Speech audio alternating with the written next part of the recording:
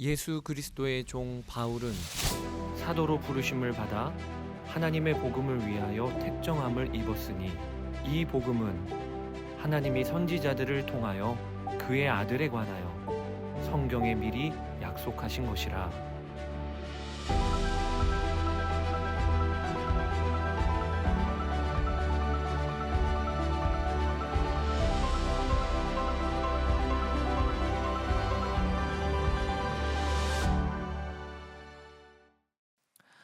어느 한 탁월한 말씀 사역 하시는 목사님이 계셔요.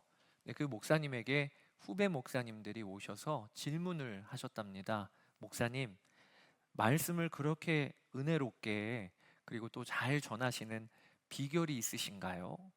그렇게 질문을 했는데 그 목사님이 특별한 대답을 하셨어요. 목사님들, 저는 다른 목회자의 설교에 은혜를 많이 받습니다. 다른 목회자들이 말씀을 전하시면 제 귀와 마음에 쏙쏙 들어옵니다. 그렇게 제가 먼저 은혜를 받아 누리니까 제가 전하는 말씀에도 은혜가 흐르는 것 같습니다. 그렇게 대답을 하셨어요. 그러면서 농아인 이야기를 하셨어요. 농아인들은 청각 장애가 있지만 사실은 발성 기관에는 아무 문제가 없다는 겁니다. 그러니까 말할 수 있는, 소리를 낼 수 있는 능력이 있는 거예요.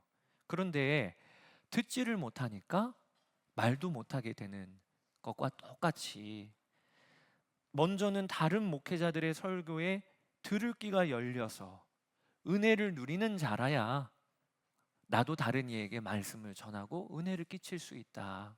제가 그 이야기를 듣고 참 도전이 되더라고요.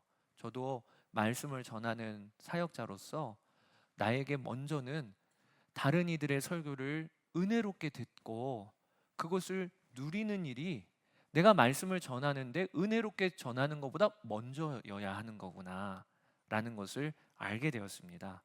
사랑하는 여러분, 우리의 삶 전반에 걸쳐서 아주 중요한 원리가 하나가 있는데 그것이 무엇이냐면 어떤 일이든지 먼저는 내가 은혜를 누리고 있고 그리고 받아야 그걸 가지고 다른 이들도 나누고 흘려보낼 수 있다는 것입니다. 어린아이들을 키워보시면 어린아이들이 자기가 갖고 있는 과자, 사탕, 다른 친구들한테 선뜻 건넬 때가 있어요. 언제죠? 배불렀을 때. 자기가 이미 먹었어요. 사탕 맛도 봤어요. 그러면 옆에 있는 친구에게 사탕도 선뜻 건넵니다. 마찬가지예요. 하나님이 보시기에 이 자리에 있는 우리 모두는 사실은 다 어린아이들입니다. 그렇기 때문에 하나님은 그걸 알고 계시기 때문에 나를 통하여 사랑을 다른 이들에게 흘려보내시기 위하여 먼저 하시는 일이 있어요. 그게 무엇이냐면 우리에게 먼저 사랑을 베풀어 주시는 거예요. 채워주시는 거예요. 성경에 하나님을 사랑하라, 그리고 이웃을 사랑하라 라고 하는 말씀이 제1계명이지요. 그런데 하나님을 어떻게 사랑하는 겁니까? 하나님을 사랑하는 방법이 뭡니까? 꼭 아셔야 돼요. 먼저는 하나님 사랑을 받고 누리는 자여야 해요. 하나님의 사랑 너무 믿어지고 오늘도 하나님의 사랑 때문에 마음이 감사가 되어지고 그런 자라야 다른 이들도 사랑하게 되는 겁니다. 우리가 주님과 교제하는 삶을 살게 되면 그러면 나타나는 변화가 있는데 그것이 무엇이냐면 하나님이 날 사랑하신다, 이 복음의 진리가 마음에 견고하게 자리를 잡게 되는 겁니다. 로마서 5장 5절인데 같이 한번 읽어보실게요.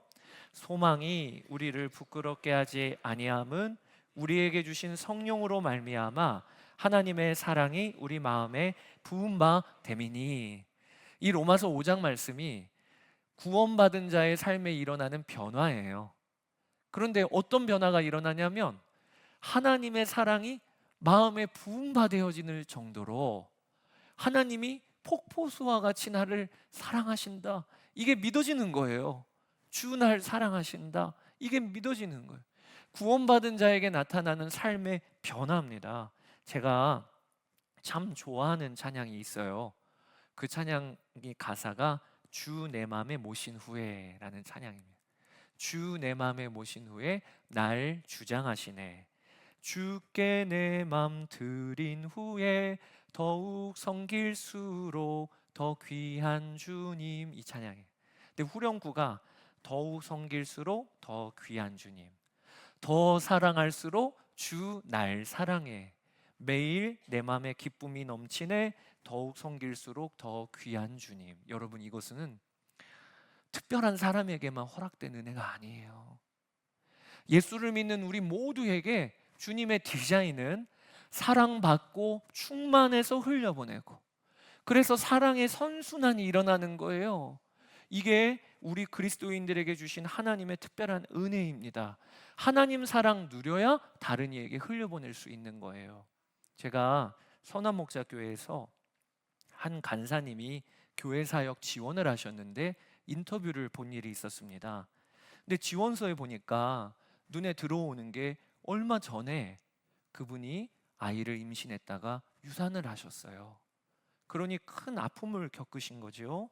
근데 질문을 물어보기를 왜 교회에 지원하시게 되셨나요? 이렇게 여쭤봤더니 대답을 하시기를 하나님이 나를 사랑하는 게 믿어지는데 얼마나 하나님의 사랑이 크고 많은지 어느 한날은 하나님께 이렇게 기도를 했다는 거예요. 하나님, 저는 충분해요. 이제 저는 그만 사랑해 주셔도 돼요. 제가 그 이야기를 듣고 있다가 깜짝 놀랐어요. 아니, 어떻게 기도를 해도 하나님, 저는 충분해요.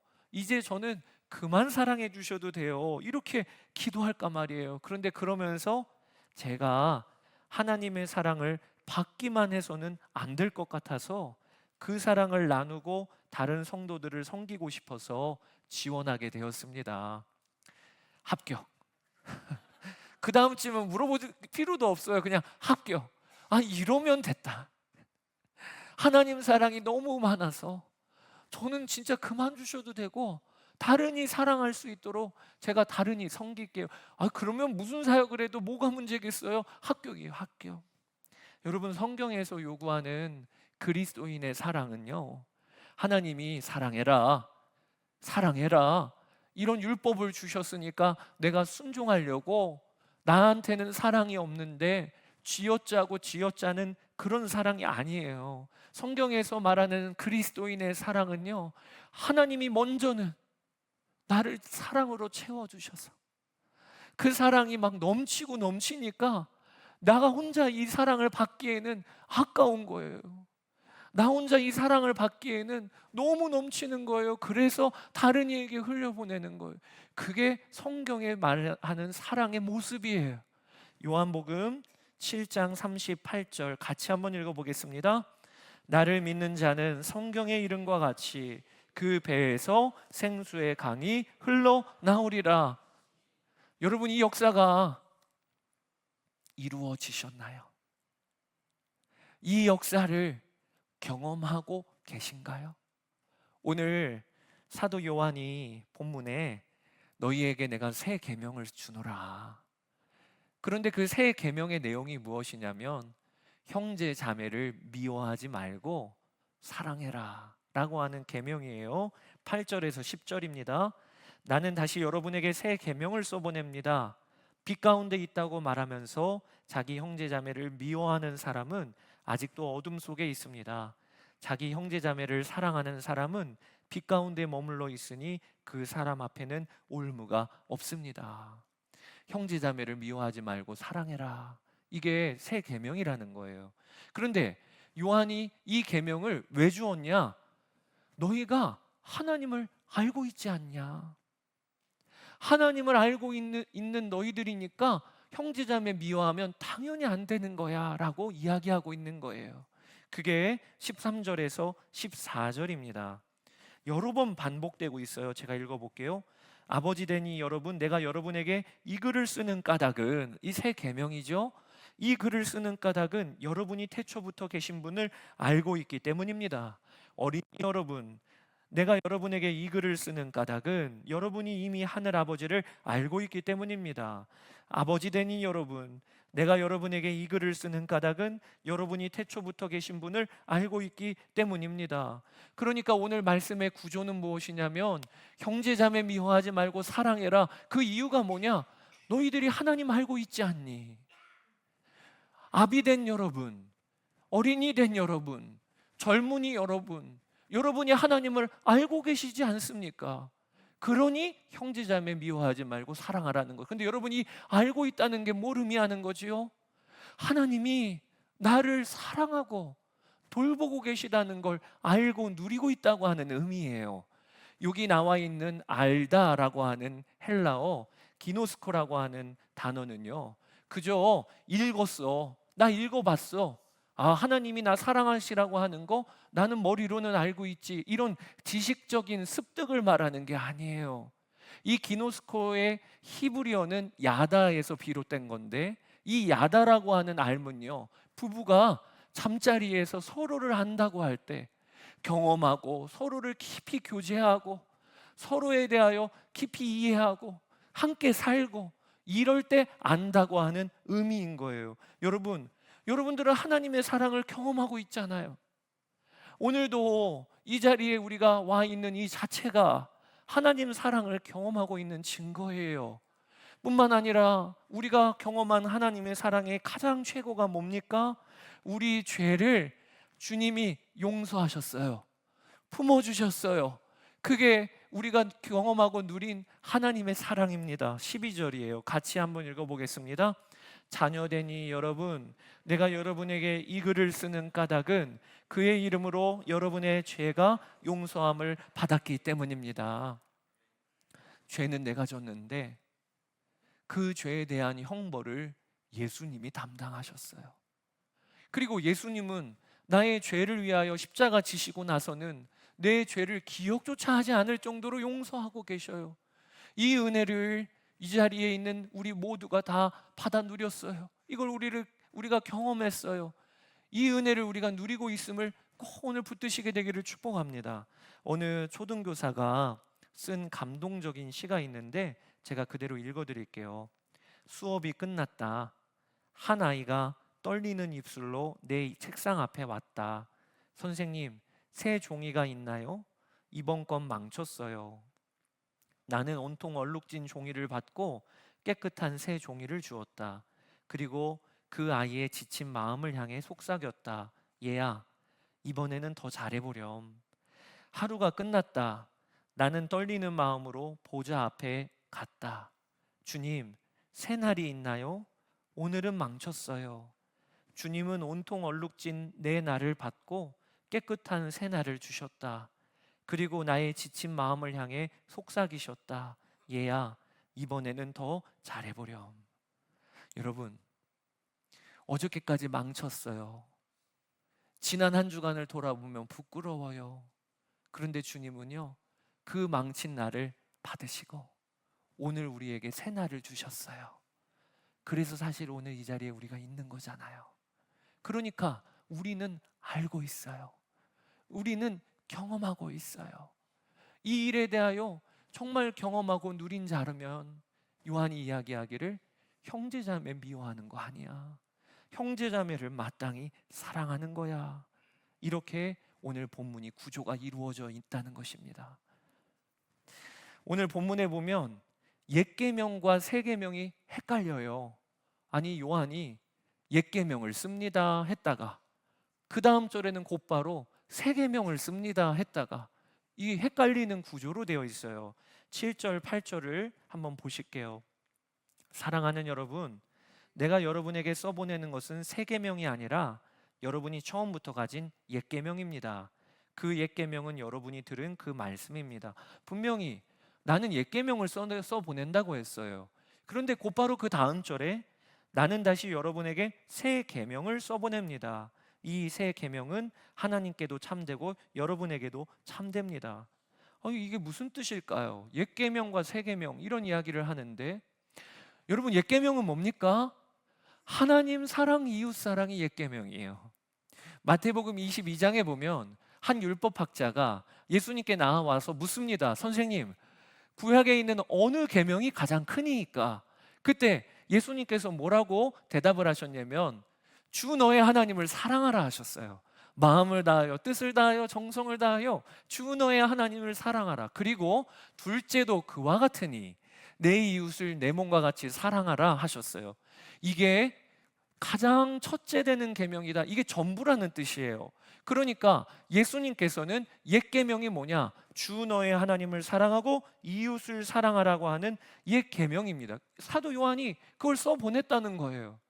그런데 거기에서 그치지 않고 다시 새 계명을 씁니다 라고 하면서 너희가 이미 알고 있는 바라 이렇게 이야기하고 있는 거예요. 여러분, 새 계명은 그럼 뭡니까? 오늘 문맥을 살펴보면 새 계명도요, 형제자매 미워하지 말고 그리고 하나님을 사랑하라. 형제자매 사랑하라.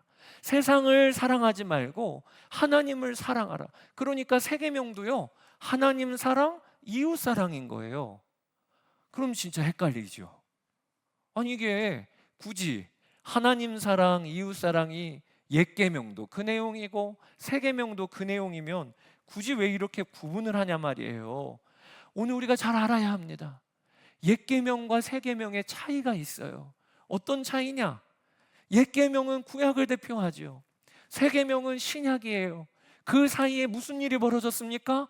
우리 주 예수 그리스도께서 오셨어요. 그리고 주님께서 십자가에서 다 이루셨어요. 그리고 우리 안에 성령님을 보내주심으로 말미암아 우리 안에 와 계세요. 그래서 이 차이가 벌어지게 된 것입니다. 여러분, 옛 계명은요, 하나님이 명령하셨으니까 내가 의지를 가지고 열심히 노력해서 하는 사랑이었어요. 쥐어 짜내어 순종해야 하는 계명이었어요. 그러니까 그 결과가 무엇인가? 사랑하라는 건 알겠는데 사랑이 안 돼요. 사랑할 능력이 내 안에 없어요. 내 능력으로 지킬 수 있는 게 아닌 것이 하나님 사랑이고 이웃 사랑이에요. 그러니까 이 계명 앞에서는 늘 절망하고 좌절하는 거예요. 나는 안 되나 봐. 나는 부족한가 봐. 내 안에 사랑이 없나 봐. 이게 율법의 한계예요. 율법주의의 한계예요. 말씀의 계명은 알아요. 그런데 내가 지킬 능력이 없어요. 계명은 주어졌어요. 그런데 그 계명이 나를 그 자리까지 이끌지를 못해요. 초대교회 안에 영지주의의 한계도 똑같아요. 깨닫긴 깨달았어요. 그러나 깨달았다고 그 말씀대로 사는 건 아니에요. 이게 율법주의, 영지주의의 한계일 뿐만 아니라 오히려 율법주의와 영지주의는요, 우리를요 교만으로 이끌어요. 깨달으면 못 깨달은 사람 보면 무시하게 되고, 내가 조금이라도 더 잘 살게 되면 못 사는 사람 보면 하등히 여기고, 이러면서 교회 안에 계속해서 갈라지는 일이 벌어지는 거예요. 그런데 새 계명은 달라요. 새 계명은 똑같이 하나님 사랑이고 이웃 사랑이지만 예수님이 다 이루셔서 내 안에 오셔서 지금 빛 비추어주고 계셔요. 그게 오늘 8절입니다. 나는 다시 여러분에게 새 계명을 써보냅니다. 이 새 계명은 하나님께도 참되고 여러분에게도 참됩니다. 어둠이 지나가고 참 빛이 벌써 비치고 있기 때문입니다. 이전에는 다른 사람 바라볼 때 다른 사람에 대해서 율법도 모르는 사람, 나보다도 신앙생활 덜하는 사람, 이렇게만 보였었어요. 그런데 빛 대신 예수님이 비추어 주시니까 그 사람을 보는 내 마음과 생각에 전혀 다른 각도가 보이기 시작해요. 저 사람 하나님 사랑하는 사람이지. 저 사람을 위해 주님께서 십자가 보혈을 흘려주셨지. 깨달아지는 게 달라지기 시작하는 거예요. 뿐만 아니에요. 미워하게 하고 갈라서게 하고 분열하게 하는 마귀의 권세가 꺾였어요. 예수님이 십자가에서 승리하심으로 말미암아 새 계명에서는 마귀의 권세가 꺾였어요. 그게 바로 14절이에요. 같이 읽겠습니다. 젊은이 여러분, 내가 여러분에게 이 글을 쓰는 까닭은 여러분이 강하고 하나님의 말씀이 여러분 속에 있어서 여러분이 그 악한 자를 이겼기 때문입니다. 그러니까 주님이 나를 비추어 주시고 다른 사람 보는 눈을 달리 비추어 주시고, 그리고 악한 마귀, 분열하게 하는 악한 마귀의 권세는 꺾였고 그리고 성령님은 내 안에 오셔서 사랑할 수 있도록 힘주시는 이 역사가 새 계명을 받은 우리에게 일어난 일이라는 거예요. 사랑하는 여러분, 오늘 여러분들이 꼭 붙드세요. 하나님을 사랑하라, 이웃을 사랑하라. 이 계명이 우리에게 새 계명으로 주어졌어요.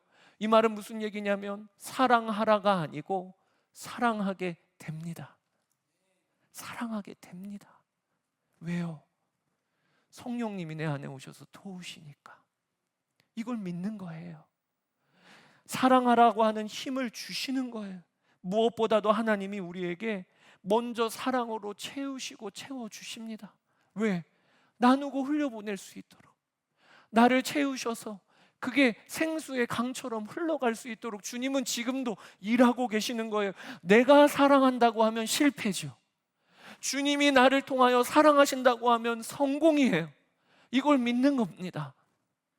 저도 이 자리에 지금도 지난주에 탕자처럼 살다가 오신 분들이, 그런 마음으로 오신 분들이 있을 거예요. 아, 오늘도 예배 자리 나가기가 참 괴롭다.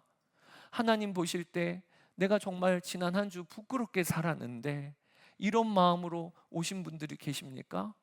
그런데 하나님이 이 자리에 와 있는 여러분들을 바라보실 때 어떤 눈으로 바라보실까요? 맞아, 이 탕자 같은 놈아, 왜 왔니? 너 올 자리가 아닌데, 이렇게 여기시는 분이 있을까요? 누가복음 15장에 보면 돌아온 탕자 이야기가 나오죠. 둘째 아들이 아버지의 재산을 미리 받아서, 그리고 허랑방탕하게 세상에 나가서 쓰다가 다 탕진해버리고, 그리고 먹을 것이 없으니까 그제야 아버지 생각나서 아버지 집에 쫄쫄 오는 그 이야기 나오죠. 그런데 여러분, 누가복음 15장에 보면요, 아버지가 그 아들을 어떻게 대하는지 아세요? 마을에서 오매불망 오늘 올까, 그리고 내일 올까 기다리다가 저 멀리서 아들의 형체만 보였는데 아버지가 먼저 뛰어나가시는 거예요.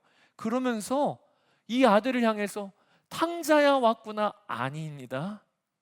우리가 이 누가복음 15장 읽다가 이 자녀에게 돌아온 탕자라고 이름을 붙여준 건 우리가 붙여준 거예요. 우리가 붙여준 거예요. 그런데 그 아버지는 그 아들을 향해서 뭐라고 이야기하냐?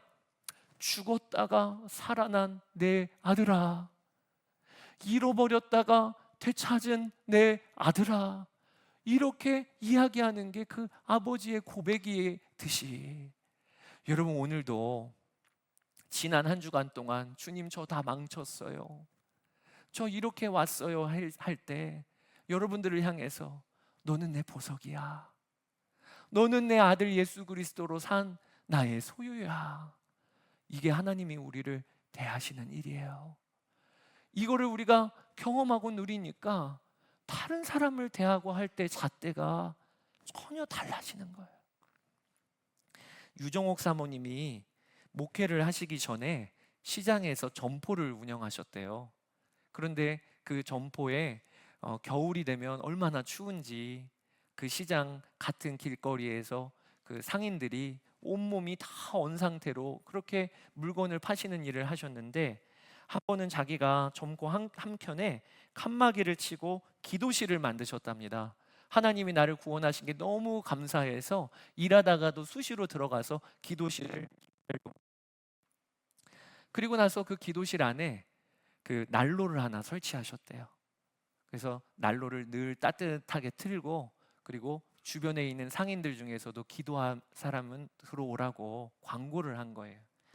기도실이 생기자 시장 이웃들이 기도하러 나오기 시작하셨답니다.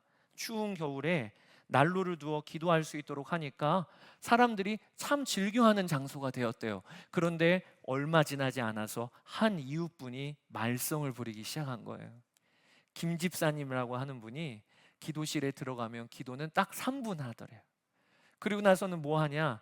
들어오는 사람들하고 쉽게 말하면 노닥거리를 하고, 그리고 그 내용이 대부분 뭐냐? 남의 험담을 하더래요. 아유, 저 앞집에 있는 그 사람, 아유 참 오늘 뭐 모양도 안 좋고 옷은 왜 그렇게 입어? 이러는 거죠. 그러다가 사모님이 밖에서 너무 추워서 기도실 문을 열고 들어가려고 하면 그러면 소리를 빽 지르더래요. 문 좀 닫아요. 아우 찬바람 들어오네. 얼마나 얄밉던지.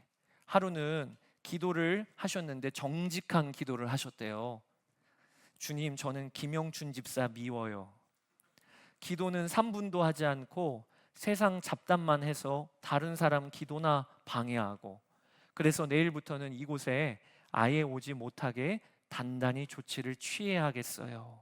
그렇게 기도를 드렸는데 기도 중에 하나님이 성령께서 마음을 치시더래요. 그러면서 뭐라고 마음에 주셨냐면 그것이 김영춘 집사 매력이란다. 이렇게 그것이 김영춘 집사 매력이란다.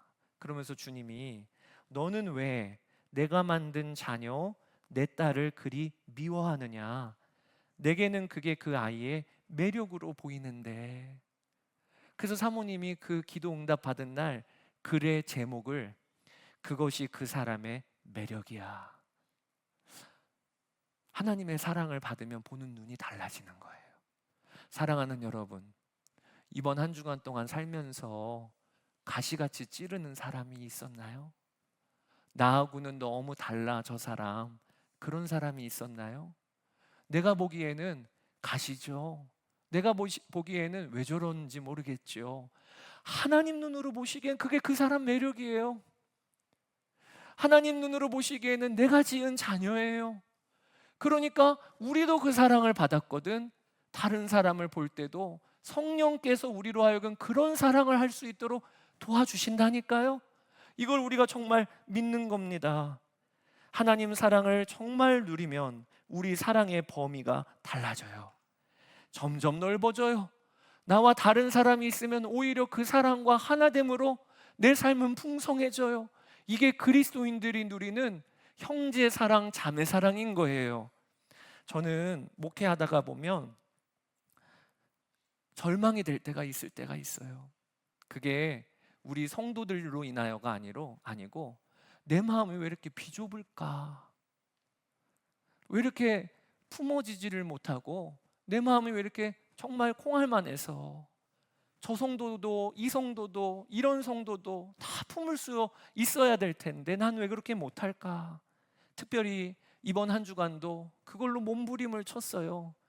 지난 금요 겟세마네 기도회 때 십자가 앞에서 무릎을 꿇고 1시간 내내 주여 아버지 그렇게 소리를 쳤는데 어떤 분들이 목사님 정말 뜨거우신가 봐. 아니에요. 몸부림 친 거예요. 몸부림. 주여 저는 왜 이렇게 마음이 콩알만합니까? 주여 저는 왜 이렇게 마음이 좁습니까? 그런 마음으로 그렇게 하나님 앞에 부르짖었는데 하나님이 그때 말씀을 떠오르게 하셨어요. 오늘 본문 말씀을 저에게 내가 너에게 새 계명을 주었단다. 그것이 내가 내 노력으로 사랑하는 게 아니야. 너는 하나님을 알고 있다. 하나님의 빛이 비추고 있다. 그리고 이미 악한 자를 이겼다. 그러므로 믿으라. 그러므로 믿으라. 먼저는 믿음을 바꾸라. 사랑하게 하실 거야. 품게 하실 거야. 오히려 하나됨으로 풍성함을 경험하게 하실 거야. 이걸 믿으라. 제가 아멘이에요. 하나님 아멘이에요. 저에게 새 계명을 주셨죠. 제가 쥐어짜내는 사랑을 하는 옛 계명을 받은 자가 아니고 하나님이 내 안에 계셔서 사랑하게 하시는 새 계명을 저한테 주셨죠. 아멘이에요. 믿을게요. 그리고 마음이 얼마나 평안하던지 얼마나 담대해지던지. 여러분 중에서도 사랑 없는 자신을 보면서 실망하는 분이 계십니까? 먼저는요 믿으세요. 하나님이 새 계명을 주셨어요. 어느 한 목사님이 결혼할 때 결심을 하셨답니다. 이 자리에 계신 남자 성도님들, 남편분들 다 결심하셨죠? 내 아내 눈에서 눈물 안 나게 할 거야. 근데 그게 잘 되던가요? 첫날부터 안 돼요. 평생 안 돼요. 그런데 늘 같은 문제로 사모님과 크게 다투었답니다. 한 날도 그 변하지 않은 그것 때문에 사모님과 소리를 지르며 싸웠대요. 그리고 목사님이 가만히 생각해 보니까 자기 잘못이더랍니다. 맞아, 내가 잘못했지. 그래서 자존심 죽이고 사모님께 가서 용서해 주구려. 여보, 용서해 주구려. 그랬더니 사모님이 파르르 떨면서 용서 못해요. 이게 몇 번째예요. 당신은 늘 똑같았어요. 남편분들 이 소리만 들어도 힘드시죠? 평생 우리 아내분들의 가장 주 무기 중에 당신은 늘 똑같았어요. 하나도 바뀐 게 없어요. 사모님의 말이 비수처럼 그 목사님의 심장에 꽂히셨대요. 그리고 나서는 다음날 교회 가서 기도하는데 기도가 안 되고 그냥 몸부림치는 거죠. 그 말이 얼마나 마음이 아픈지. 그러다가 하나님께서 기도 중에 생각을 바꿔주셨어요. 세 계명을 주신 거죠. 그래서 생각을 바꾸고 정리해서 사모님께 가서 이렇게 물어보셨대요. 당신 하나님 믿어? 하나님 믿어? 그러니까 사모님이 말 같지도 않은 질문을 하니까 아무 대답도 하지 않으셨답니다. 그때 목사님이 사모님에게 하나님께서 10년 후에도 나를 이런 모습으로 놔두실까? 여보, 나를 믿고 용서해 달라는 것이 아니라 나를 붙들고 바꾸시는 하나님을 믿고 나를 용서해 주구려. 그렇게 이야기를 했다는, 사모님이 눈물을 흘리셨다는. 사랑하는 여러분, 그런 게 맞아요. 세 계명을 주신 주님을 믿는 거예요. 주님께서 나를 사랑하는 사람으로 세우실 거예요. 주님은 능력이 있어요. 이걸 우리가 오늘도 붙잡고 주여 그리하세요. 저를 사랑의 사람으로 세우세요. 저는 오직 순종만 하겠습니다. 저는 오직 주님 말씀하시면 순종만 하겠습니다. 그러면 주님이 나를 사랑하는 자리로 세우신다. 이게 우리의 간증이 되시기를 주의 이름으로 축복합니다. 오늘 이 시간에 함께 찬양하고 기도하기를 원하는데, 하나님의 사랑을 사모하는 자, 오늘 찬양할 때 하나님 사랑의 눈으로 나를 어느 때나 바라보시고 하나님 인자한 귀로 나의 소리를 늘 듣고 계시니, 이걸 정말 우리가 붙잡고 사랑이 채워지고 그래서 이번 주에 명절을 맞이해서 가족 친지들 만날 때 사랑의 손으로 여러분 만나시게 되기를 축복합니다. 우리가 사랑입니다. 우리 안에 사랑이신 예수님이 계십니다. 이 역사가 있기를 이 시간 기도합시다. 하나님의 사랑을 찬양합시다. 하나님의 사랑을 사모하는 자, 하나님의 평안을 바라보는 자, 너의 모든 것 창조하신 우리 주님이 너를 얼마나 사랑하시는지, 하나님께 찬양과 경배하는 자, 하나님의 선하심을 닮아가는 자, 너의 모든 것 창조하신 우리 주님이 너를 자녀 삼으셨네. 하나님 사랑의 눈으로, 하나님 사랑의 눈으로 너를 어느 때나 바라보시고, 하나님 인자한 귀로서, 하나님 인자한 귀로서 언제나 너에게 기울이시니, 어둠의 밝은 빛을 비춰주시고 너의 작은 신음에도 응답하시니, 너는 어느 곳에 있든지 주를 향하고 주만 바라. 우리 손을 들고 찬양합시다. 하나님 사랑의 눈으로, 하나님 사랑의 눈으로 너를 어느 때나 바라보시고, 하나님 인자한 귀로서, 인자한 귀로서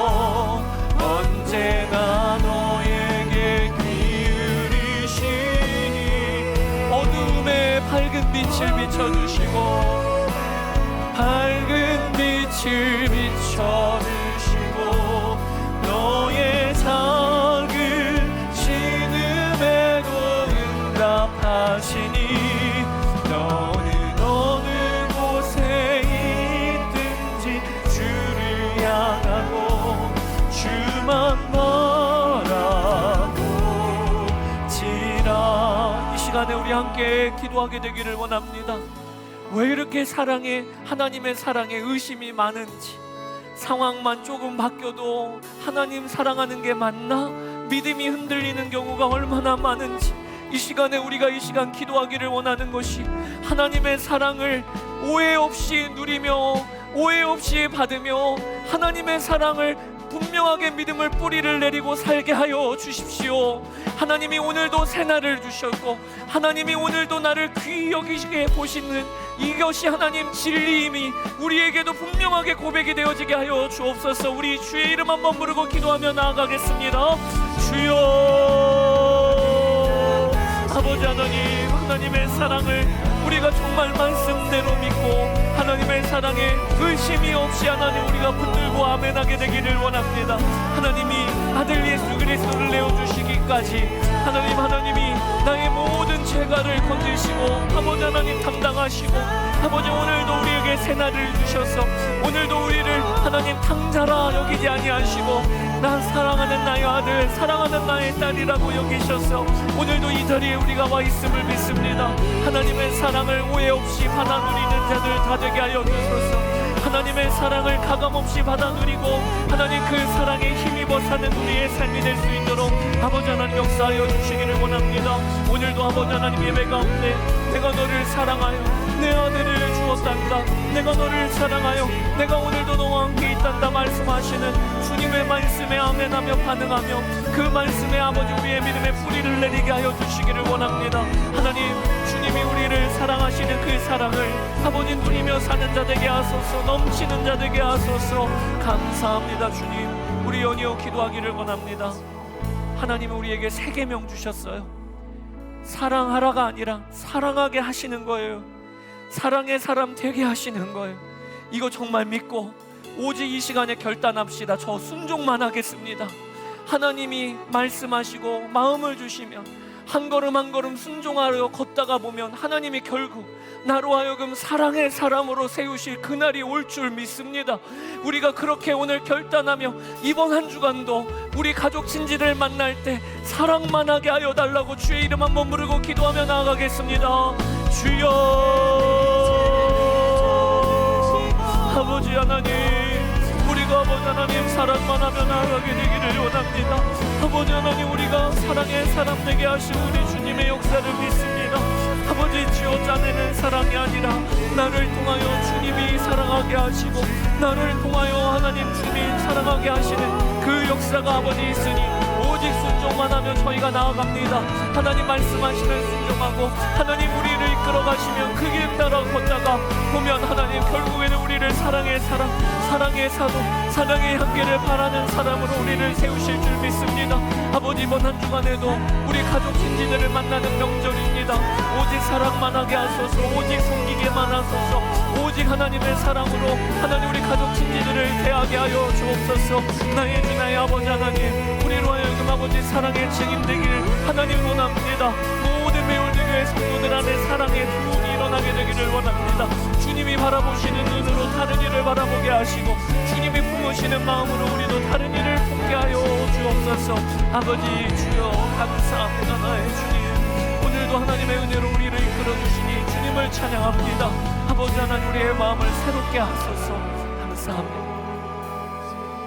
우리 다 가슴에 손을 얹고 기도합시다. 주님 가슴에 손 얹은 그 손을 주의 손 삼아 주소서. 주님이 우리 한 사람 한 사람을 안수하여 주소서. 하나님 상황을 바라보고 환경 바라보며 주의 사랑을 재단하는 삶을 살았습니다. 이제는 그 일을 그치고 아들 예수 그리스도 내어주시기까지 그리고 나를 탕자라 여기지 아니하시고 내 사랑하는 아들 딸이라고 보시는 주님의 사랑을 의심치 않고 누리고 맛보고 맛보는 그리고 그 복음의 진리 위에 우리의 믿음의 뿌리를 내리는 역사가 오늘 예배 가운데 있게 하여 주소서. 하나님이 나를 사랑하신다, 하나님이 나를 돌보신다, 그것이 매일매일 우리의 찬양이 되게 하시고 고백이 되게 하여 주옵소서. 아버지 하나님, 우리에게 새 계명을 주셨습니다. 사랑하라, 미워하지 말라가 아니고 우리로 하여금 사랑하게 하시고 사랑하게 된다고 하셨습니다. 우리 주님이 우리에게 빛 비추어 주시고, 그리고 마귀의 권세가 꺾였고, 그리고 우리 안에 성령께서 사랑할 힘을 주시니 주여, 저희는 순종만 하겠습니다. 하나님이 끌어가시면 그 길만 걷겠습니다. 그러면 우리를 사랑의 사람으로 세우실 줄 믿습니다. 우리 가정에 사랑의 사람이 필요합니다. 우리의 직장과 일터에 사랑의 사람이 필요합니다. 이번 명절에 만나는 우리 친지들에게 사랑의 사람이 필요합니다. 저희를 그렇게 쓰소서, 저희를 그렇게 사용하여 주소서. 아버지 하나님, 오늘 예배를 드리고 예배가 끝나는 게 아니라 삶의 예배가 시작이 되게 하여 주소서. 어디를 가나 주와 동행하게 하시고 주님의 사랑의 통로되어 살게 하여 주옵소서. 감사드리며 우리 주 예수 그리스도의 이름으로 기도드렸습니다. 아멘.